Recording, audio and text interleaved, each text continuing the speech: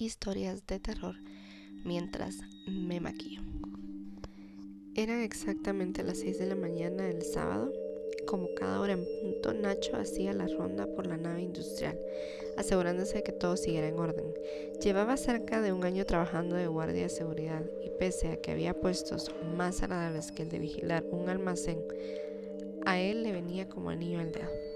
Era una persona extremadamente nocturna y disfrutaba del silencio del recinto, donde lo único que rompía la calma de cuando en cuando era una riña entre gatos. Su garita no contaba con demasiadas comodidades y en los meses más fríos tenía que ponerse 2 jerseys para trabajar, pero a él eso no le importaba. Ya estaba regresando a su puesto cuando el timbre de la puerta vibró ruidosamente. Se aproximó hasta él sin demasiada prisa y se puso el auricular en el oído derecho. ¿Quién es?, preguntó. Una voz entrecortada al otro lado de la línea le contestó al unísono. Ramón. Nacho pulsó la tecla de plástico y la verja se abrió lentamente. Se suponía que su compañero tenía que relevarle a las 8 de la mañana, al final del turno de noche. Sin embargo, se había adelantado casi 2 horas. El aspecto tosco de Ramón, un hombre corpulento que rondaría los 50, contrastaba con el de Nacho, que era más bien bajo y delgado y solo tenía 25 años. ¿Qué pronto has venido? ¿No podías dormir?, inquirió el novato. No, han abierto una discoteca debajo de mi casa y los fines de semana son una pesadilla. Puestos a no pegar ojo, prefiero estar aquí que ahí. Al menos aquí no oigo esa absurda música que ponen, le espetó el recién llegado. Si supieran quién vive arriba, seguro que bajarían el volumen. He oído que en los 90 evitaste el robo de un furgón blindado prácticamente tú solo. Bueno, eso fue hace mucho. Mi puntería ya no es lo que era. Además, con el ruido que meten, no creo que me oyeran, aunque me pusiera a pegar tiros. Igual, hasta se pondrían a bailar. Ambos se rieron. ¿Sigues haciendo furgones?, le interrogó el joven. De vez en cuando. Antes se pagaba muy bien, pero hoy en día no merece mucho la pena. También es verdad que ahora no los asaltan tan a menudo. ¿No te agobiarías al pensar que podría volver a ocurrirte lo de aquel día? ¿Que intentaran robarlo y te vieras envuelto en un tiroteo?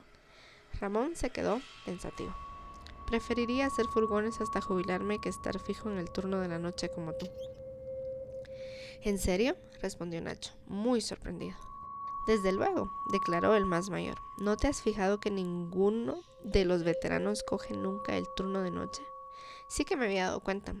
Me imaginé que era porque tenían críos u otras obligaciones, ¿no es así?, dudó el muchacho. No siempre. La mayoría de vigilantes que llevan en esto lo bastante evitan estos horarios, aunque pocos te dirán por qué. Todos tienen alguna anécdota que hace que se lo piensen 2 veces antes de coger este turno. ¿Y cuál es la tuya?, preguntó el chico, esperando no ofender a su compañero. Este se quedó callado unos instantes mirando por la ventana. Tras una breve pausa, sacó un paquete de tabaco del que extrajo 2 cigarrillos. Le ofreció uno a su acompañante y se dispuso a encenderlos con una cerilla. Que quede entre tú y yo, ¿de acuerdo?, apostilló el veterano sacando el humo por la nariz. Por supuesto, exclamó Nacho. Ramón dio una larga calada al cigarrillo, como preparándose para revivir aquella singular noche, y empezó su relato. Estaba vigilando un recinto propiedad de una empresa textil que cerró sus puertas hace mucho. Frente a la nave había un almacén de material de construcción. Castel y Asociados, creo que se llamaba. En él había un guardia de seguridad de la competencia que por aquel entonces vestía a sus empleados con un uniforme de color marrón, al igual que yo solía trabajar de noche. Nos saludábamos a la entrada y a la salida del turno, aunque nunca llegamos a hablar. Cuando hacía la ronda siempre era un alivio ver la luz de su linterna ir de ventana en ventana. Me hacía pensar que al fin y al cabo no estaba solo en el polígono. Una noche, casi al final de la jornada, unos ladrones irrumpieron en Castel Asociados y le sorprendieron. Por desgracia, los delincuentes iban armados y pudieron con él. Le tiraron por una ventana de la construcción y la caída le mató. Después de aquello, la empresa clausuró el edificio y se llevó sus mercancías a otro polígono. No obstante, la cosa no acabó ahí. Yo seguía con el turno de noche y muchas veces cuando hacía la ronda me parecía ver el haz de su linterna patrullando de sala en sala. Pese a que yo sabía perfectamente que la nave estaba abandonada, Pero eso no era lo peor. Nacho la escuchaba atentamente mientras su cigarrillo se consumía entre sus dedos. Cada noche escuchaba el ruido de unos cristales rompiéndose en la lejanía. Los oía cerca de las 7, cuando los periódicos decían que le habían lanzado por la ventana. Nunca tuve valor para mirar fuera cuando sucedía.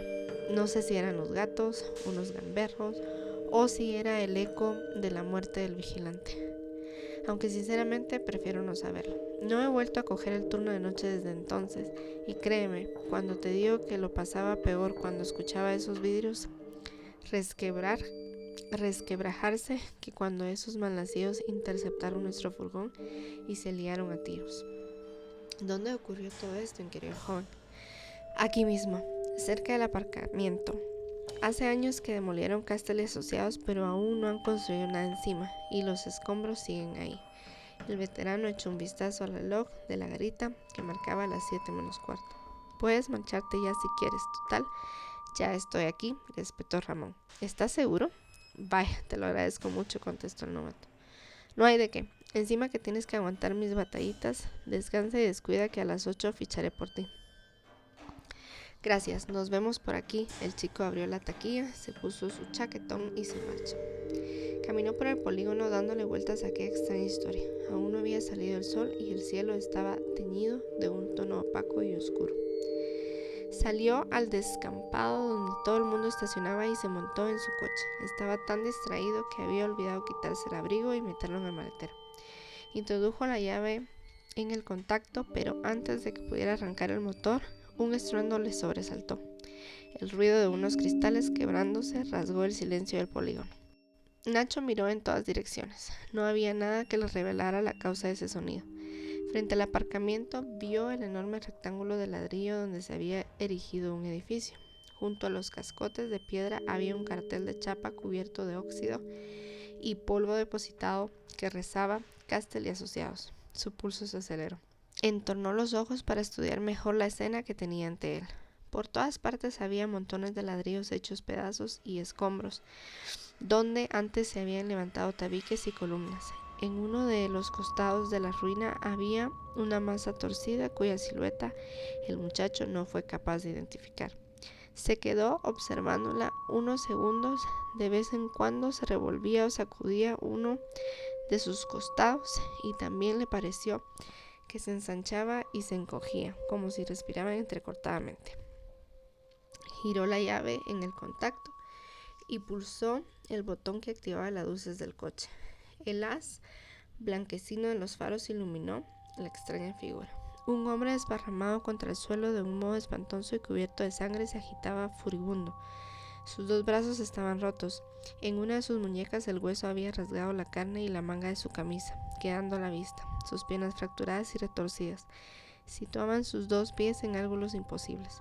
Su cara se mantenía oculta por la gorra del plato, que había caído frente a su rostro, y cuya tela vibraba al compás de su desesperada respiración. Aquel hombre vestía un uniforme de color marrón claro. Nacho apagó las luces inmediatamente y la oscuridad volvió a inundarlo todo. Sus ojos, desacostumbrados a la penumbra, no lograban distinguir lo que tenían ante ellos. Pero le pareció que la silueta del vigilante se incorporaba torpemente y comenzaba a arrastrarse hacia él muy despacio. De repente el desconocido encendió una linterna y le enfocó directamente a la cara. El joven no tuvo valor para encender los faros del vehículo de nuevo. Arrancó el motor y salió marcha atrás del aparcamiento. Condujo varios metros a toda velocidad, completamente oscuras, y no se atrevió a prender las luces hasta que se incorporó a la carretera que llevaba hasta la ciudad. Aquella fue la última vez que Nacho se presentó voluntario para trabajar en el turno de noche.